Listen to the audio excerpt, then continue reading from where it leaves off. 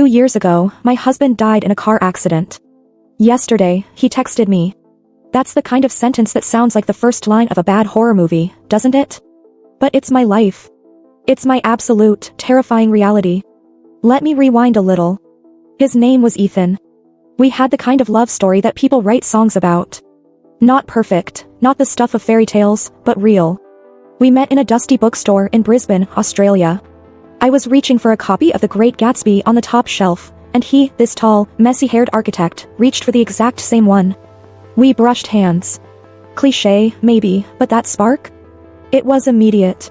We built a life, a quiet, comfortable little existence on the Gold Coast, close enough to the city for work, far enough for the peace of the ocean air.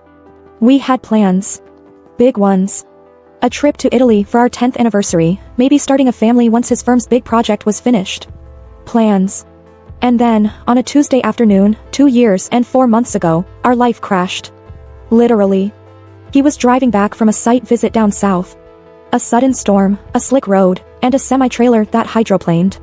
The police officer who delivered the news, a young woman with kind, tired eyes, used the word instantaneous. She meant I shouldn't worry about him suffering. But it's a word that rips the air from your lungs. Instantaneous.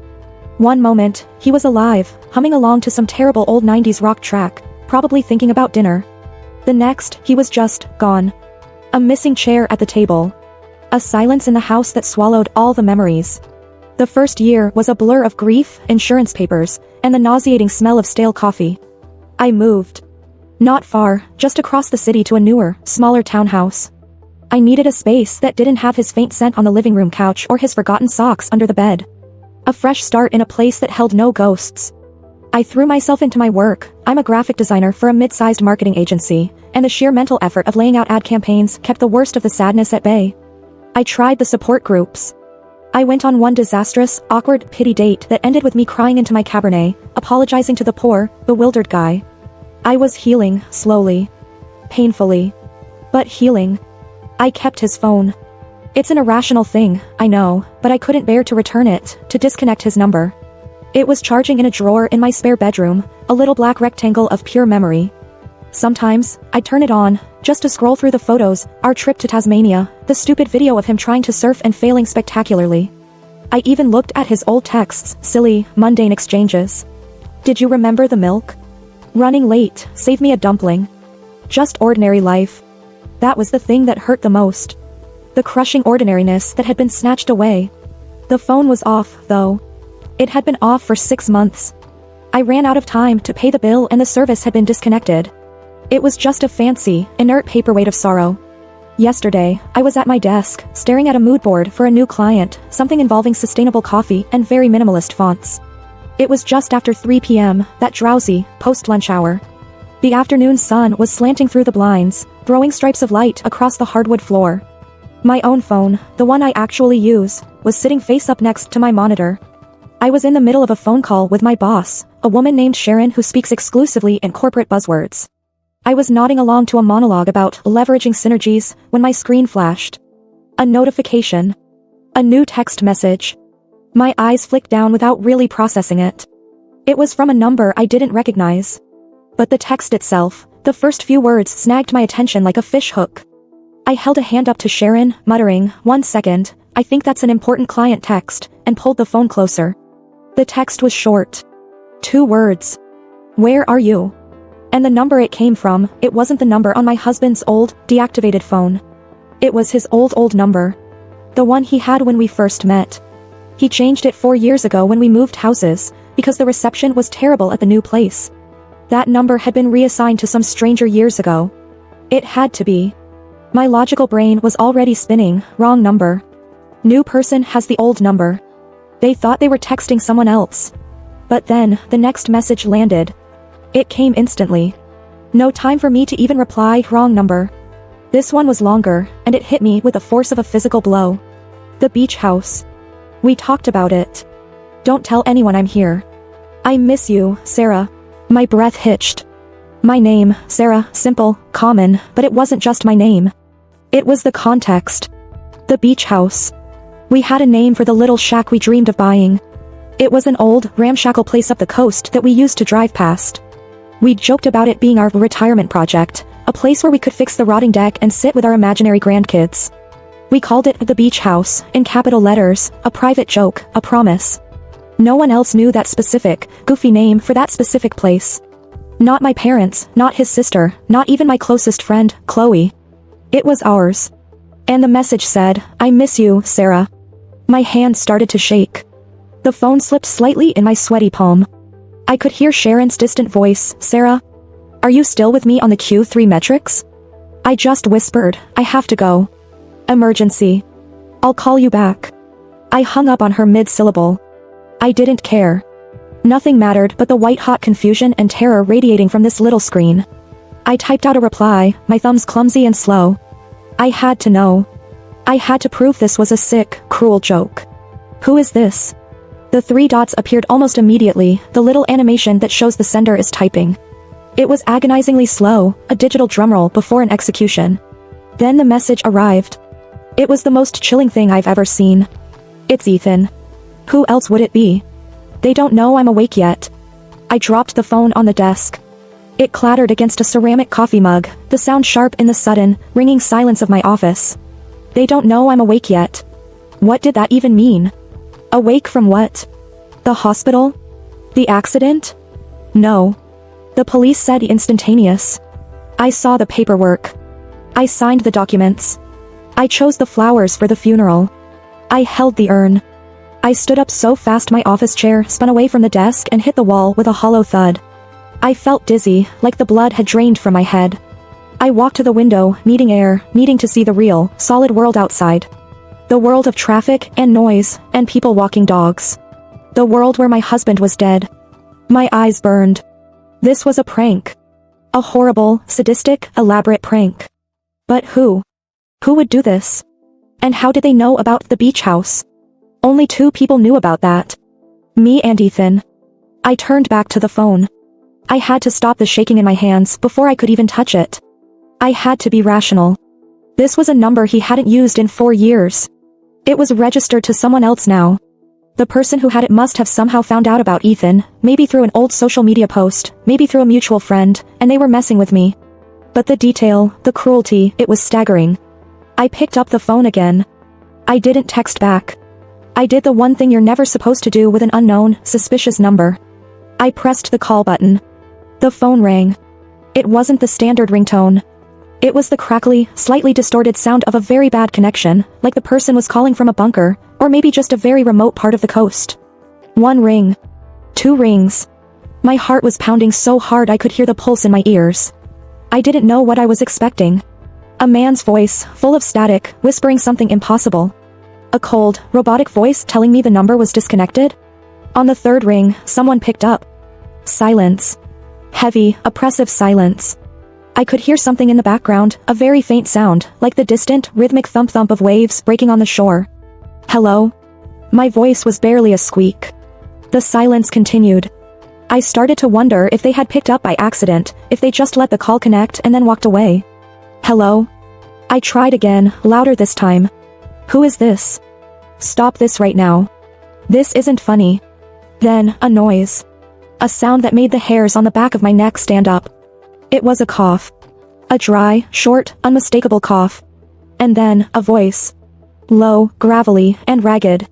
A voice that had been through hell and back. Sarah. My knees buckled. I had to grab the edge of the desk to keep from falling. It was his voice. It was Ethan's voice. It was deeper, coarser than I remembered, but the underlying timbre, the unique way he pronounced my name, that familiar, slight emphasis on the "ia," it was him. I had heard that voice a million times, whispering my name in the dark, calling me from across a crowded room. Tears sprang to my eyes. This was impossible. This was a nightmare. This was my brain finally shattering from the stress of 2 years of mourning. Ethan? I choked out the word, a ragged sob catching in my throat. Ethan, is that you? The voice on the other end was quiet, strained. It's me, baby. I don't have much time. I don't have much time. The phrase was a punch to the gut. The suspense, the confusion, the sheer impossibility of it all, it felt like the world was tilting on its axis. My husband, the man I buried, was speaking to me from a 4-year-old phone number, warning me he was running out of time. Where are you? What's going on? I was practically yelling into the phone. The accident, they said you died, Ethan. What is this? Is someone making you do this? There was a heavy sigh on the other end, and then that awful, dry cough again. It wasn't an accident, Sarah. The words were slow, heavy with a terrible meaning. Not entirely. The truck, it was a cover. I didn't die. They took me. I just got out. My mind reeled. They took me. What was he talking about? Kidnapping? 2 years ago? Why? Why stage a fatal car crash? Who took you? Who are they? I whispered, looking frantically around my quiet, empty office, suddenly feeling like the walls were closing in on me. I can't tell you on the phone. They might be listening. His voice was a strained whisper now. You have to come here. To the beach house. Right now. Don't tell Chloe, don't tell your boss. Don't even tell your parents. Just come. And, Sarah, bring the key. Bring the key. Another detail. Another secret, private joke. He was talking about the spare house key we always kept hidden in a terracotta pot on our old patio. We always said that if one of us ever got locked out and couldn't get a hold of the other, the key was the failsafe. It was a completely meaningless detail to anyone else. It was only known to us. The key? I repeated, my voice hollow. Ethan, please, I don't understand. You don't need to understand. You just need to trust me. Like you always have. His voice grew urgent, tinged with panic. I saw the news reports. I know you moved. The old key. The one to our old house. Bring it. I'll explain everything when you get here. Hurry, Sarah. They're coming back for me. And then, before I could scream another question, the line went dead. Just the cold, flat dial tone. He hung up. I sat there, holding the dead phone, my heart hammering against my ribs, the distant, rhythmic sound of the ocean still echoing in my mind. The key. The old key to a house I no longer owned. The house that was 2 hours away. I knew, with a certainty that chilled me to the bone, that this was not a joke. Whether it was Ethan, or someone who knew him with a terrifying intimacy, a dark and impossible truth was waiting for me at that abandoned, joke of a beach shack. My life, which I had just started putting back together, had just shattered all over again. I looked at the clock. It was 3:15 p.m. If I left right now, I could be there before sunset. The rational part of me screamed, don't go. Call the police. But the other part, the wild, grieving part, the part that had missed him so much it hurt to breathe, was already standing up. It was already reaching for my keys. I was going. I had to go. I had to know if the love of my life was waiting for me, or if I was walking straight into a trap. There was no other choice. First, I had to find that damn key. I hadn't seen it since the move. It was somewhere in a dusty box in the back of my garage, a pointless relic of a past life. Now, it was a lifeline. I grabbed my purse, my phone, and my car keys. I didn't think about what I was doing. I just acted. I had to. Ethan, my dead husband, was waiting for me. And he was in danger. The drive was a blur of highway lights and panic. My hands gripped the steering wheel so tightly my knuckles were white and aching. The Gold Coast Highway was usually just a tedious stretch of road, full of tourists and impatient commuters. Tonight, it felt like an obstacle course designed to slow me down. Every red light was an unbearable weight. Every truck was a reminder of the one that had supposedly ended Ethan's life. They took me.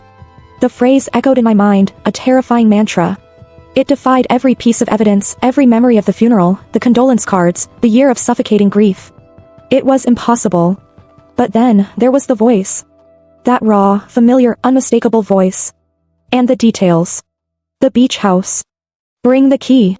Before I left my new townhouse, I had torn through the garage, ripping open dusty boxes marked old house stuff, looking for that damned key.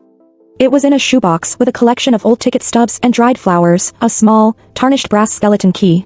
When my fingers closed around its cool metal, the reality of the situation solidified. I wasn't chasing a ghost. I was chasing a possible truth so dark and complex I couldn't even begin to grasp it. I hadn't called the police. Not yet. The logical part of my brain screamed that I should be reporting a probable scam, or worse, a genuine threat. But Ethan's voice, his terror, and that final instruction, don't tell anyone. If this was some massive conspiracy, some kidnapping that had been covered up by a staged death, calling the police now might jeopardize his safety. I had to see him first. I had to know. The need to look into his eyes, to touch him, overruled every instinct for caution. The highway gave way to the narrow, winding back roads north of the city. The air grew cooler, saltier. The area where the beach house was located was desolate, even by local standards. It was a strip of untouched coastline nestled between a protected mangrove forest and a long-forgotten stretch of highway, far from the polished, expensive resorts of the Gold Coast. Ethan and I had stumbled upon the shack years ago during a drive. It was literally falling apart, the deck rotting, the paint peeling, the windows clouded with salt spray. But it had this perfect view of the Pacific, and we were obsessed. We'd park the car and stand outside, inventing plans for it, a place for messy creativity, or just for quiet aging. The owners had abandoned it years ago, and it was never officially listed for sale. It was just there, a broken promise on the sand. I finally reached the turnoff, a barely visible dirt track that plunged down through a thicket of coastal scrub. I slowed the car, the headlights cutting through the inky blackness.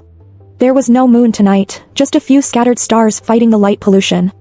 I killed my headlights and coasted the last 50 meters, pulling my small SUV deep into the overgrown grass until it was completely hidden from the road. I killed the engine. The sudden silence was absolute, broken only by the loud, anxious thumping of my own heart and the rhythmic, hollow whoosh of the ocean waves breaking 100 meters away. I sat there for a full minute, phone clutched in my hand, engine ticking as it cooled. I took a few deep, shuddering breaths, trying to pump some oxygen into my lightheaded brain. I needed a plan. I was Sarah Vance, graphic designer, widow, not a secret agent. I had no weapon, no backup, just a 20-year-old skeleton key and a purse full of lip gloss and expired loyalty cards. I told myself two things. 1, if anyone is in that house other than Ethan, I'm getting back in the car and driving straight to the nearest police station. 2, if it is Ethan, I have to listen. I have to believe. I unclipped my seatbelt, the sound sharp in the quiet. I grabbed a large, heavy flashlight from the glove compartment, a survivalist tendency I'd picked up from Ethan. Funny how his influence was still guiding me. I opened the car door. The air that hit me was cold and damp, smelling heavily of salt and wet earth.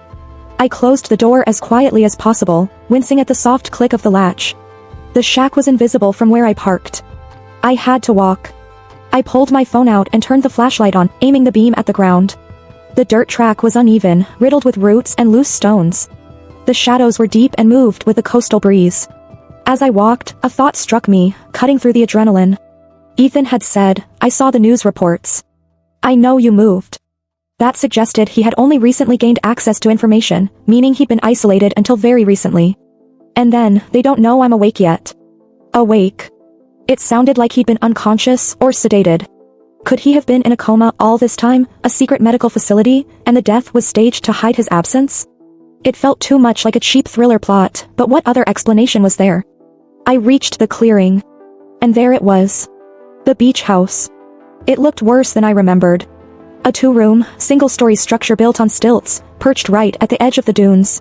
The wood was faded to a uniform gray, the windows were murky, and the front door was hanging slightly ajar, rattling softly in the wind. It wasn't just abandoned, it looked derelict. My flashlight beam swept across the front porch. The door was the only sign of change. It was supposed to be boarded up, but the boards were gone, hastily ripped away. That rattle was the sound of a latch that wasn't properly set. I approached cautiously, the sand crunching under my shoes. I held the key ready in one hand, the flashlight steady in the other. I stepped onto the small wooden porch. It groaned under my weight, the rotten wood protesting. "Ethan?" I called out, my voice barely above a whisper. It was swallowed instantly by the vast, open noise of the night. I reached the door. I pushed it slowly, creating a terrible, grinding scrape of wood against wood. The interior was a black cavity. The smell was intense, mildew, decay, and a sharp, metallic note that I instantly recognized: blood. My stomach clenched. My heart hammered against my ribs, a trapped bird desperate to escape. "Ethan. Where are you?"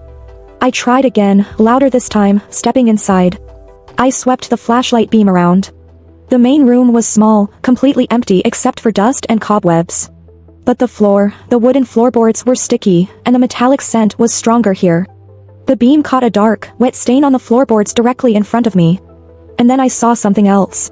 Drag marks. Thick, dark smears pulling away from the stain and leading toward the back of the room. The back wall was a dividing wall for a small bedroom. The drag marks disappeared through an open doorway. A wave of pure, cold terror washed over me, draining the heat from my body.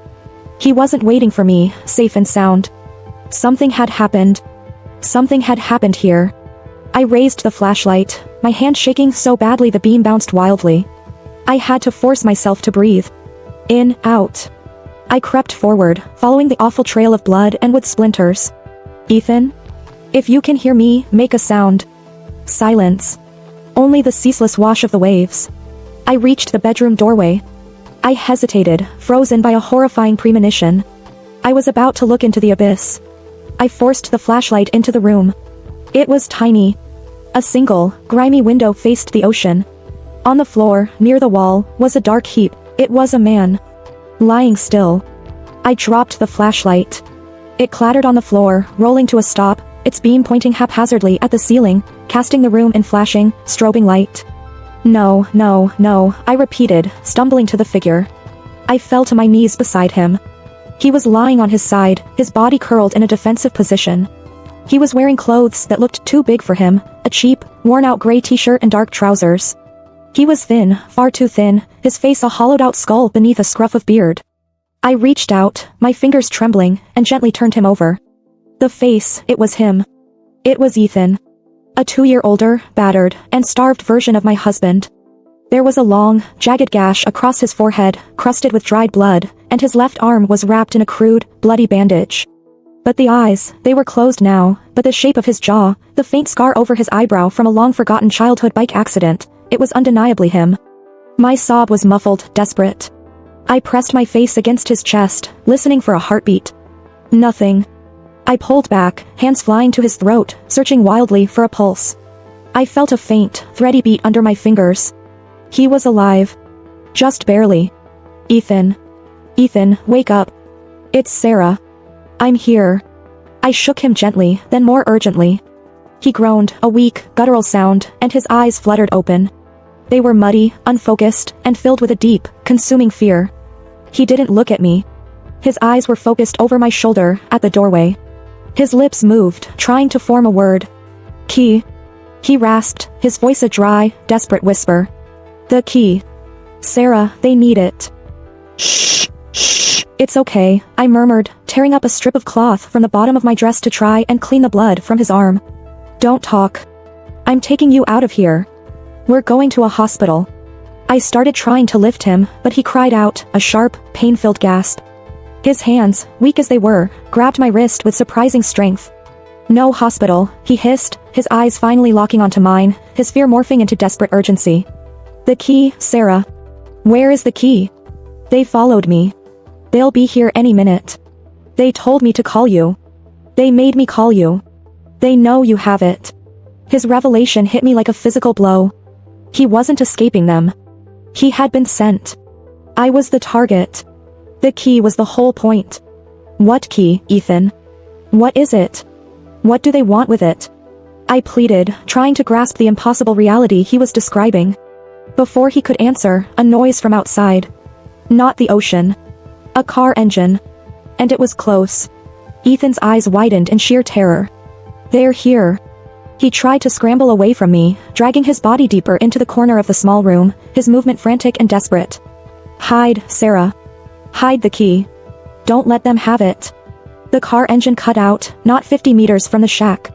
The sound of 2 car doors slamming shut echoed, loud and final, in the sudden silence. I stared at the open doorway, paralyzed. The flashlight was still on the floor, casting its frantic, strobing light onto the ceiling, illuminating the dust and the terror. I didn't have time to run.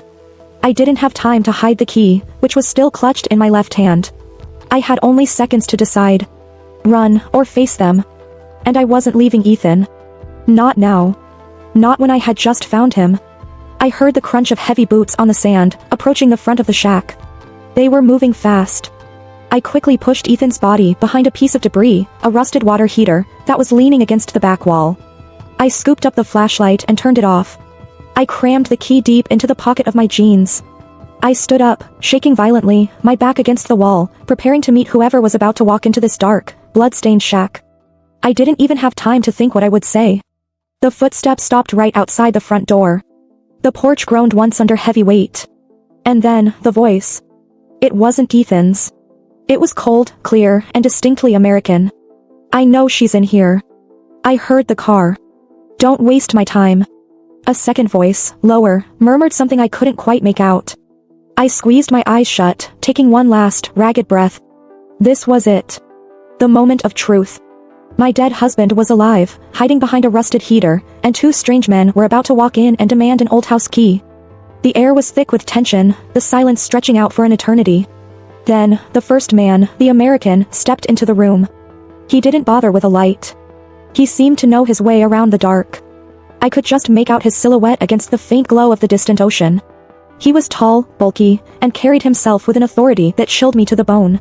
"Sarah Vance," he asked, his voice echoing in the small space. I couldn't speak.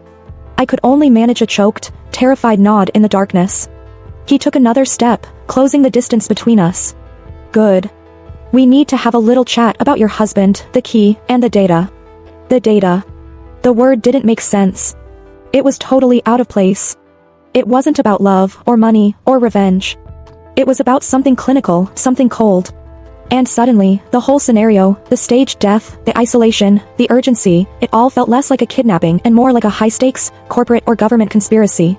I took a shaky step back, stumbling over the corner of a rotten floorboard. "I don't know what you're talking about," I whispered, trying to sound brave and failing miserably. "I came here because I got a text. You're scaring me. I'm calling the police." I raised my phone, making a show of pulling it up to my ear. The man didn't flinch. He just gave a low, humorless chuckle. "You can call anyone you like, Mrs. Vance. But you're wasting valuable time. We're not here to hurt you. We're here to finish what your husband started 2 years ago. Now, where is it?" Before I could form a reply, the second man, who had been lingering near the doorway, moved with startling speed. He was smaller, wirier, and held something in his hand. In the faint, ambient light, I saw the glint of metal. A syringe. Before I could scream, before I could even take another breath, he lunged at me. I tried to dodge, but my legs were heavy with fear. I felt a sharp, burning sting in my neck, right behind my ear. A dizzying wave of heat washed over me, and the world began to spin and blur. I fought it, raising my hands to push the man away, but my muscles felt like they were dissolving.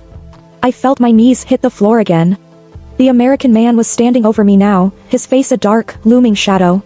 "Too slow, Sarah," he said, his voice calm and utterly devoid of emotion. "You shouldn't have come alone." My vision was tunneling. I heard a faint, frantic scrabbling sound coming from behind the water heater. Ethan. He was trying to crawl out and help me. My last conscious thought, before the blackness swallowed me completely, was of the metallic key digging into my pocket. I still have it. They didn't get it. Then, the world went silent and dark. I woke up to a throbbing headache and the smell of industrial-strength cleaner. My eyes felt glued shut.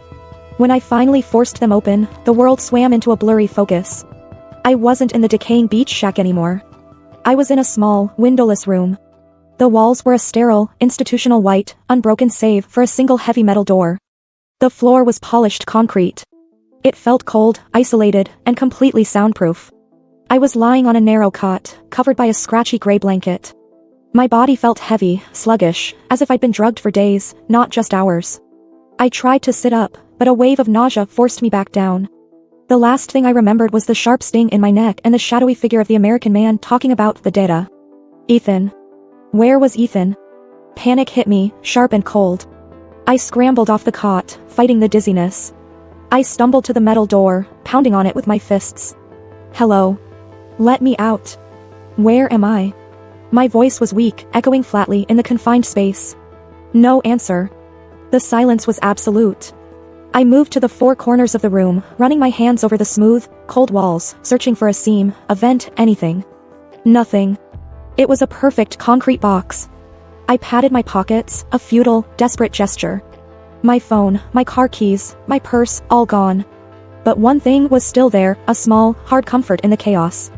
The tarnished brass key was still jammed deep into the tiny fifth pocket of my jeans.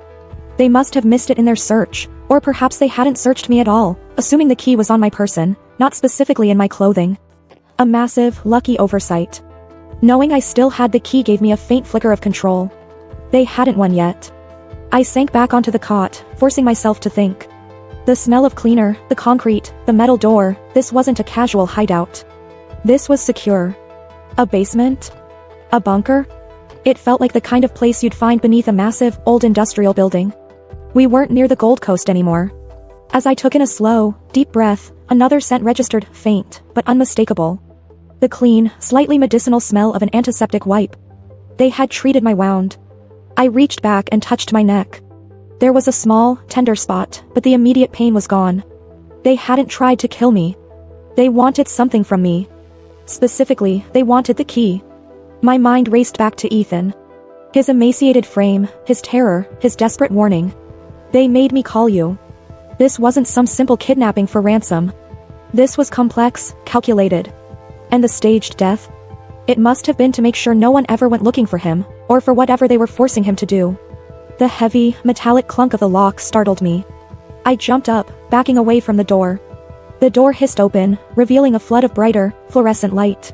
Standing there was the American man from the shack.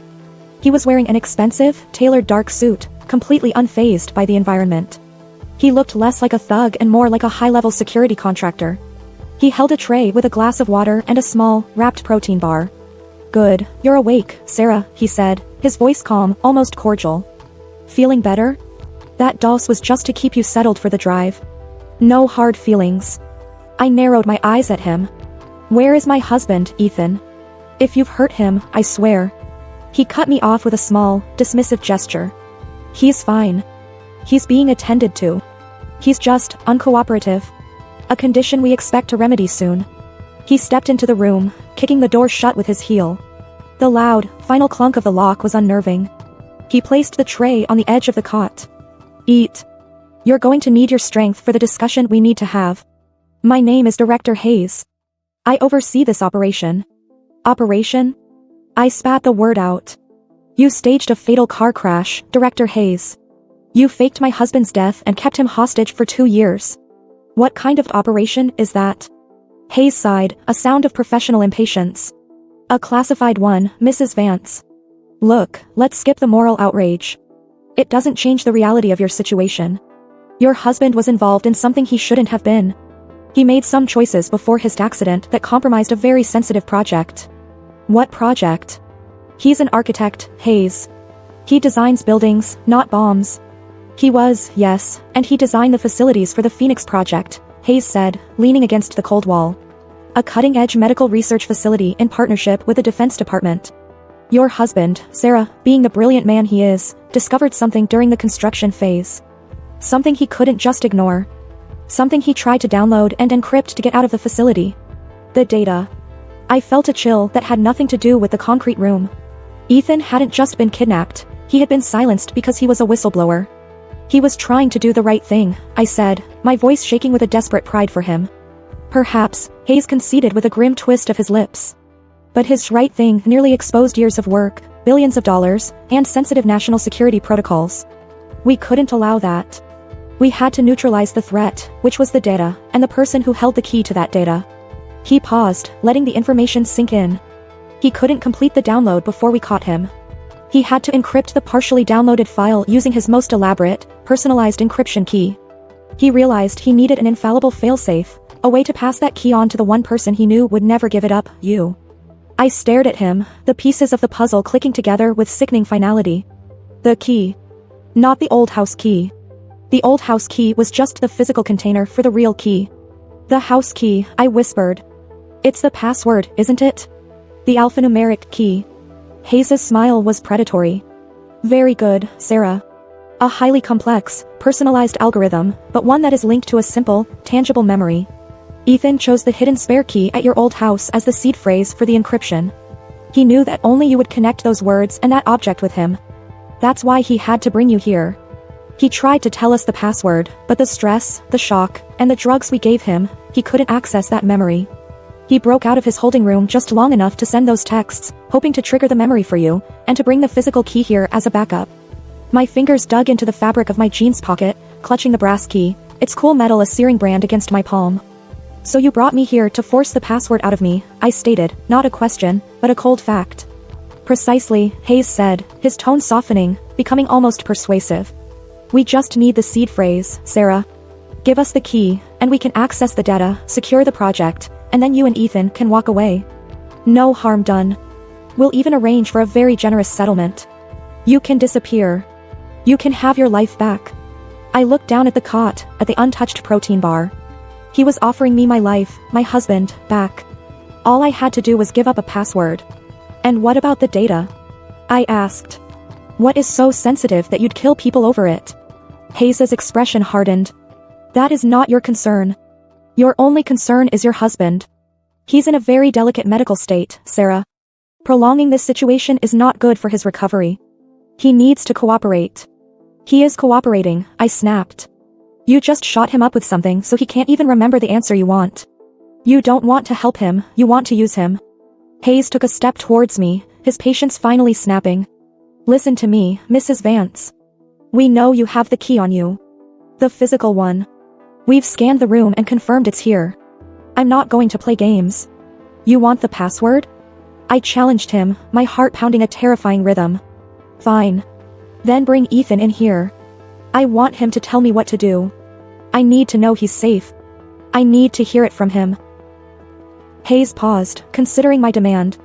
A flicker of something that looked like respect crossed his face. A decent negotiation tactic. All right. We bring Ethan in, you tell us the key. A clean exchange. But you give us the information first. No, I said, shaking my head firmly. I tell him the password, and he types it in front of me. Then, we both walk out of this room. Or you get nothing. The tension in the room was suffocating. Hayes stared at me, calculating the risk. He knew the password was worthless without the data itself, which was hidden somewhere only Ethan knew how to access. He needed Ethan, too. Finally, he gave a curt nod. Fine. You're going to regret making this difficult, Sarah. He turned and unlocked the door. He shouted into the hallway, bring the subject in. Now. I heard footsteps shuffling down the hall. A few moments later, 2 large guards pushed a wheeled stretcher into the room. Lying on it, strapped down at the wrists and ankles, was Ethan. He looked worse than before. His face was pale, slick with sweat, and his eyes were closed. His breathing was shallow and uneven.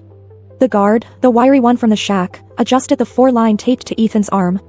My breath caught in my throat. They had him restrained, medicated. He was completely vulnerable. Ethan. I rushed to the side of the stretcher, my hand reaching out for his cheek. It was cold. He stirred at the sound of my voice. His eyes fluttered open, dark with fear and confusion, and he focused on me. Sarah, they... He rasped, his voice barely audible. I know, baby, I know, I murmured, smoothing the hair back from his forehead. I'm going to get us out of here. But I need you to focus. Hayes says you need to enter the password. If I tell you the password, what do you need to enter it? Where is the file? Ethan's eyes darted past me to Hayes, who was standing by the door, watching us like a hawk. Ethan shook his head, a small, violent motion. No, Sarah. No, don't give it to them, he whispered, his voice gaining a sudden, desperate strength. It's too dangerous. The data, it's about the project. The real Phoenix project. It's not a facility. It's human experimentation. My blood ran cold. Human experimentation. The phrase hung in the sterile air like poison. Hayes took 2 steps forward, his face an expressionless mask of fury. Enough. That's enough, Ethan. Administer the sedative, he barked at the guard. The wiry guard reached for a syringe. No. I screamed, lunging across the stretcher. Ethan, listen. The key. Tell me what to do with the key. Ethan was thrashing against the restraints now, his eyes wide and pleading. He was fighting the drugs, fighting the terror. The key, Sarah. You have to destroy the key. It's the only way they can't access the network. Destroy it? Not use it. Destroy it. The guard slapped my arm away and pushed the plunger of the syringe into Ethan's 4-line. Ethan's eyes rolled back in his head. The key, Sarah, smash it. The spare house key. It's the encryption trigger. Don't let them have it. It's their only chance to get into the system. He went limp on the stretcher, his breathing fading into a shallow wheeze. Hayes was right beside me, his hand clamping down on my shoulder with crushing strength. Give me the key, Sarah. Now. It's over. I felt the brass key in my pocket, the cold, heavy weight of it. Destroy it. I twisted out of Hayes's grip, tearing away from him. I ripped the key out of my pocket and raised it above my head. You won't get it. I screamed. Hayes lunged. I brought my hand down, slamming the heavy brass key, the only link, the encryption trigger, the key to their entire project, against the nearest hard surface I could find, the thick, polished edge of the concrete floor. The key shattered with a horrifying, metallic crack. The sound was instantly followed by the high-pitched shriek of an alarm siren, a deafening, insistent sound that tore through the walls. Red emergency lights began to flash. Hayes froze, staring at the pieces of tarnished brass scattered across the floor, his face white with shock and rage. "You idiot! What have you done?" he roared, his voice barely audible over the siren. A third voice, female, tinny, and frantic, blared over an unseen intercom system. "Code red. Code red. Network security breach. All systems lockdown. Project Phoenix is compromised." Hayes turned his rage on me, grabbing me by the shoulders and shaking me violently. "The backup. Where's the digital backup? Where did he hide the flash drive?" I stared back at him, panting, the adrenaline drowning out the terror. The key was destroyed. They didn't have the password. They couldn't access the system. "I don't know." I yelled back, triumphant, even as tears streamed down my face.